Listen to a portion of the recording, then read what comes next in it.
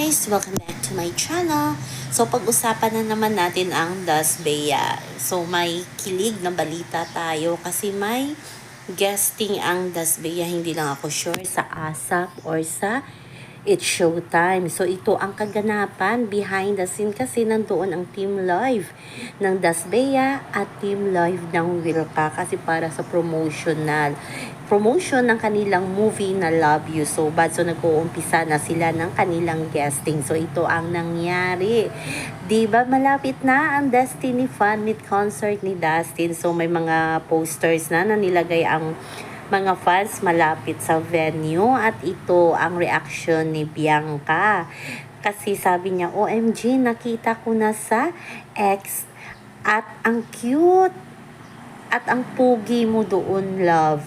O, diba? Ang cute ng mga pictures at ang pugi mo doon, love. So, narinig daw mismo yan ng Das Bea at naroon din ang mga Wilka nang sinabi yun ni Bianca. At sa kanilang photoshoot ay makikita natin talaga na grabe daw ang lambingan ng dalawa at yung isa daw ay nasa gilid lang. So, yung ganap nila sa ASAP or It's Showtime ay ilang ulit daw pinaulit si Bianca at si Will para convincing talaga na sweet sila at maraming casual viewers ang mahahatak nila kasi hindi daw sila masyadong sweet. Kasi nandoon nga si Dustin kasi jowa nga ni Bianca na lagi daw talagang nakadikit sina Bianca at Dustin sa isa't isa. Kahit maraming tao doon, staff, nakikita talaga kung gaano ka-sweet ang mag-jowa.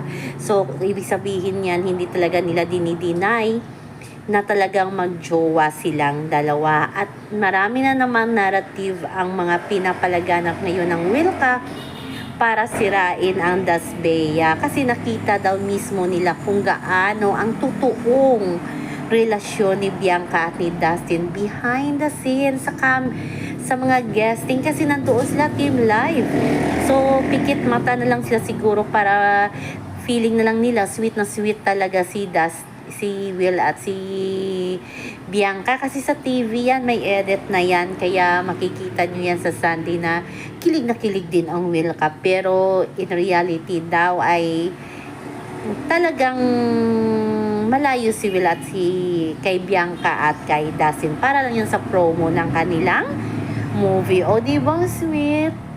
Nakita ko na sa X, ang cute ng mga picture, ang pogi mo doon, love. O, diba? Grabe yung reaction ni Bianca. So, yan lang po guys ang ating update. Sa ngayon hanggang sa muli. Bye-bye. Also remember, wag po tayong